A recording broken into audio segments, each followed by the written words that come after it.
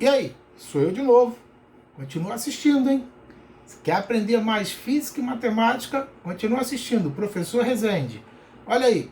Ainda, né, sobre a nossa conversinha com Moisés e com o Mateus. Tá? Se liga, Moisés. A dúvida do Mateus corta para cá. Ó. Função de primeiro e segundo grau. Não se resolve em apenas 5, 6 minutos. Vamos ter que gravar aí pelo menos umas 2 horas de aula. Mas eu queria dar essa dica rápida para vocês.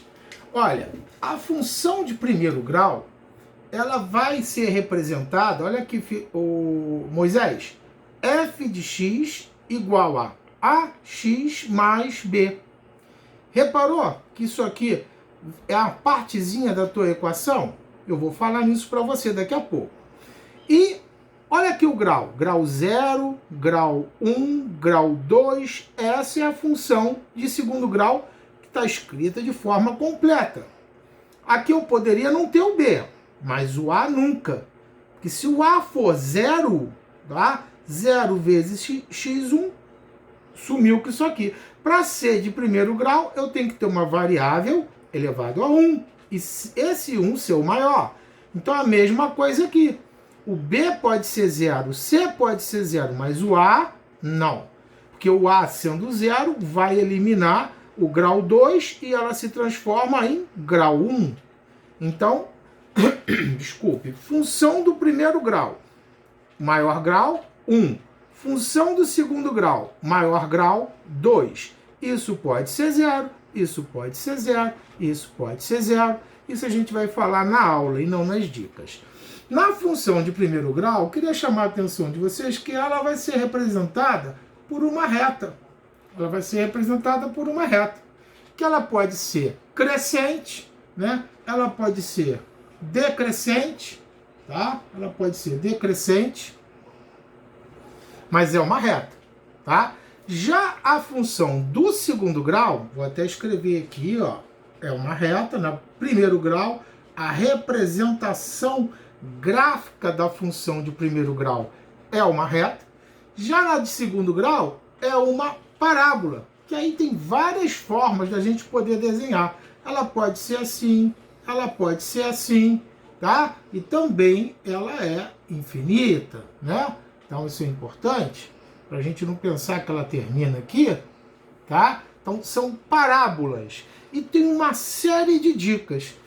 Ô Moisés, eu queria dizer para você que quando eu pego, aqui ó, é o nosso y, aqui é o nosso x, y, x, né? Ordenada, abscissa, ordenada, abscissa.